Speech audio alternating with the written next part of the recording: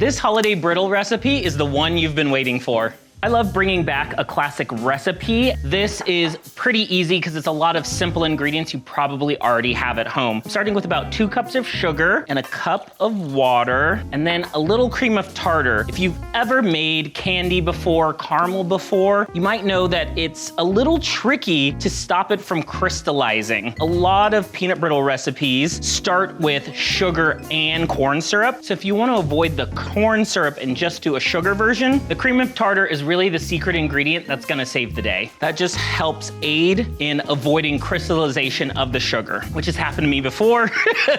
It's not fun. But add some water to it. Gently heat it back up. Those crystals will melt back down and you can start again. So you don't need to scrap it all. You can recover from it. Gotta get this over some heat to get it bubbly and caramely. I like to use a lid, especially in the beginning. That condensation will help keep the sugar from forming around the edges of the pan. You don't want any sugar crystals to form around the edge. The other thing you can do is you can keep some water on the side in a pastry brush. I prefer silicone tools. They're gonna be better with the hot liquid. You can just gently brush around the edges to keep those sugar crystals down. The cream of tartar should prevent those sugar crystals, but you can use these extra tips to keep the sugar crystals down if you need. I like a clear lid so I can see what's happening inside the pot. Before it starts boiling, go ahead and give it a few stirs just to make sure everything's heating evenly and everything's well incorporated. But once it starts boiling, don't stir it. Every stove is different, but I go a little bit above medium, kind of medium high. You want to keep an eye on that temperature and keep it very even. Once the sugar starts boiling, remove that lid so the water can evaporate out. The transformation between the sugar syrup and caramel happens pretty quickly. You'll see it start to darken, turn brown. You'll want to let it go just a little bit past where you think it's caramel and then remove it from the stove. What you're looking for is a deep amber color, kind of like Coca-Cola. This can take some time, so be patient, but also don't go too far. Keep an eye on it because sugar can go from that syrup to burnt pretty quickly. While that is darkening and bubbling, you want to get everything else measured out and ready because the process of making the peanut brittle happens pretty quickly. So I have some peanuts. You can use unsalted, dry roasted peanuts. You can use basically any peanut you want. I'm just gonna add a little bit more salt just to help balance out that caramel flavor. I have a couple tablespoons, about a half a stick of butter cut up. You want it cut up in smaller pieces so it melts quicker once you add it to the hot liquid. A little bit of baking soda. Now this stuff is interesting in a peanut brittle. What it does is make tiny bubbles inside your peanut brittle, making it brittle so it's easy to snap. And if you ever notice peanut brittle has little tiny holes in it, that's because of the baking soda. And of course, any confection is not complete without some vanilla, so we're definitely gonna add a little bit of vanilla. I do an extra bit of vanilla to the peanut brittle for flavor. You don't just have to stick with peanuts. I'm going traditional with peanuts. You can mix up any nut or seed. You can do pepitas. You can do a combination of nuts. You can do almonds. I've seen pistachio versions. So if there's any allergy or preference issues, go ahead and swap out what you mix in it. Ooh, we're bubbling over here. It's starting to boil, so I'm gonna remove the lid. I have about 2 cups of peanuts. I like a super peanutty brittle. When you're choosing your peanuts, go ahead and look at the ingredients. You just want dry roasted peanuts. You can use different flavors, different concoctions of peanuts. There's so many varieties out there. I just like to read the label to make sure it's what I want to mix into my peanut brittle. Oh, I can already tell we're getting like kind of like a light browning.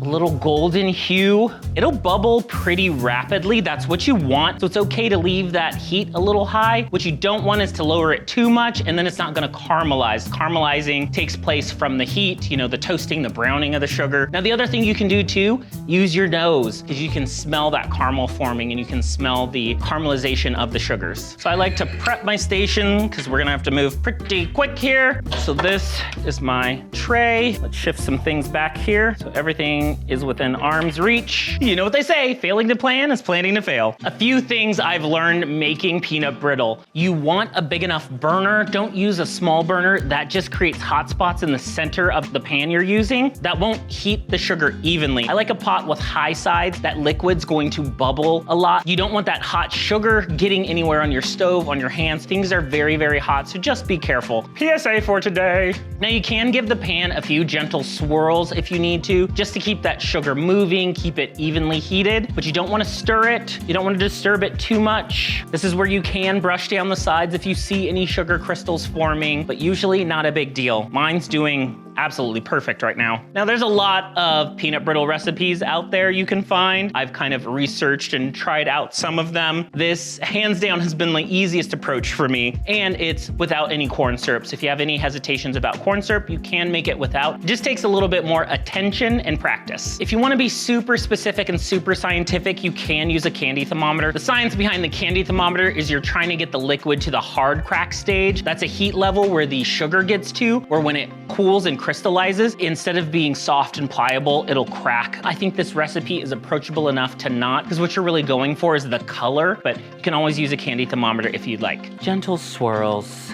Patience. You know what they say about a watch pot, so try not to hover over it too much. Just keep an eye on it. Make sure your station's set up. Now, if you're giving this as a gift for the holidays, I like to do a few batches, and you can do one batch, get that on a tray while that's cooling. You can start another batch so you have enough peanut brittle to give away to friends, family as gifts, or enjoy yourself at home for the holidays. We're almost there. It's looking just about the right color. It's a little light. I like to go just a little bit darker, so I'm gonna give it a second, but it's a good time to add the peanuts in. I like to add the peanuts in while it's on the heat. That'll heat the peanuts through so they're not dropping down the temperature of the liquid too much. So just for maybe 30 seconds, 45 seconds. Ooh, yeah, we're there. All right, now we're gonna move kind of quick. Butter, baking soda, and our vanilla. Stir, stir, stir. You will see bubbling, that's what you'll want. That's that baking soda at work. Ooh, I can really smell the butter. You really want the butter well incorporated so it's an even color. Stir gently. We're gonna move fast and dump this out. Spread it evenly. It doesn't have to be in a specific shape or size. You just wanna get it on the baking sheet pretty quickly, and you can shimmy it to flatten it and spread it out just a little bit. There we go.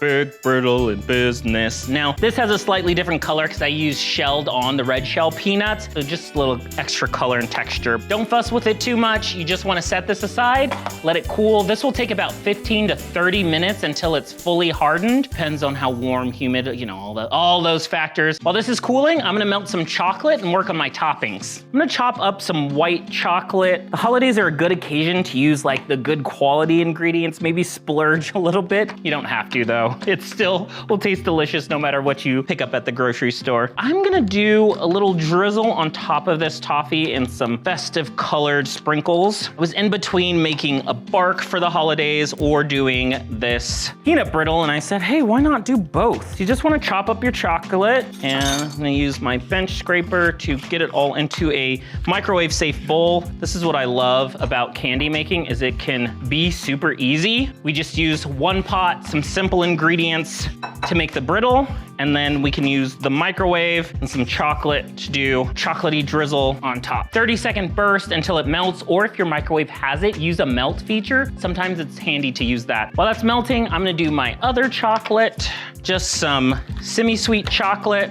I'm gonna do two versions, two varieties. Same peanut brittle, just two different designs. Mix it up. You could stick to one or the other. You can also do this with chocolate chips. You don't have to use chocolate bars, and it'll save you this chopping step for sure. Kind of want just a rough chop, no big pieces. Bench scraper just makes it so easy to get all those little pieces. You can also melt the chocolate over a double boiler. That is helpful if you want to keep the chocolate nice and gooey and melty. The microwave, you might have to pop that bowl back in the microwave just to get it liquidy if it solidifies a little too much. So choose your own method, choose your own preference. Both are acceptable. Now let's test our drizzle. Sometimes I like to make sure it's the right consistency before I commit. But the beauty here is we're doing modern art, so you really don't need to be specific. Remember, this is all gonna be broken apart into little pieces, so what it looks like as a whole will get broken up into pieces when you break the brittle. And before the chocolate gets too hard, I'm gonna go in with some sprinkles so that they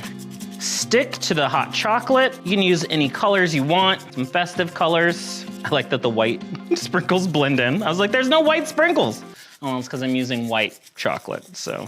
You can even spread on the chocolate like a thin layer over the whole thing and have it be more like traditional bark. But This will just help any of those big globs. Now you can just do the brittle. You don't have to add this extra holiday flair, but I like the color. I like the extra addition of the chocolate. I just let this sit out at room temperature and then just let it set up. These pearls are nice. Look at these pearls. You definitely want to give the brittle some time. About 30 minutes should be fine, but I like to let it go longer. You really want it to snap apart correctly. It's still a little warm to the touch, but it's good enough for us to drizzle on. Perfected my drizzling technique. This is a little bit better go. Chocolate covered peanuts, chocolate covered caramel is so common. It's like a candy bar, just a freeform candy bar. I'm gonna go with some white sprinkles. Now that's the contrast I was looking for. Fine silver and maybe the pearls.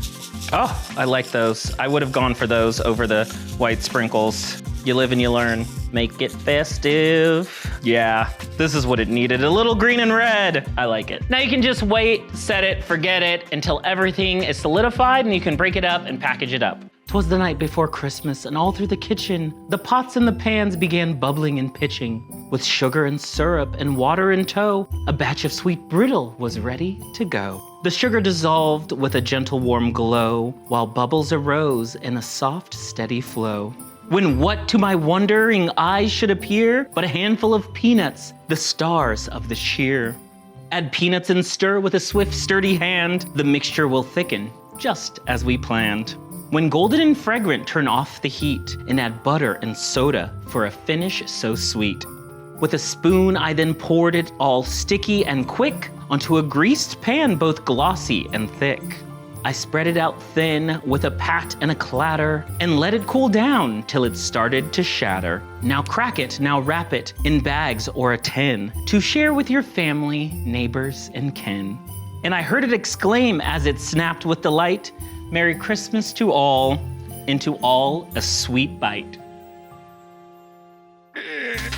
Here's the fun part where you get your hands a little sticky. Just break your brittle up into bite-sized pieces. You can do bigger chunks or you can do small bite-sized pieces. Just depends on how you want to do it. This is great for a party. If you need to bring a treat, bring some holiday brittle. Doesn't always have to be cookies and pies for the holidays. Now be careful that chocolate will melt with your fingers, so I just quickly snap it apart. Don't keep your fingers on there too long. Clean hands, or you can wear some kitchen gloves. All right, there's batch one. This one's a little thinner, so this one's super cracky. Can really get creative with peanut brittle. You can add whatever you want on top. You can add basically whatever you want on the inside. I'm just gonna load in a few of these. Merry Christmas, happy holidays, and enjoy a sweet treat. Homemade and tasty. So good. I'll find another little piece.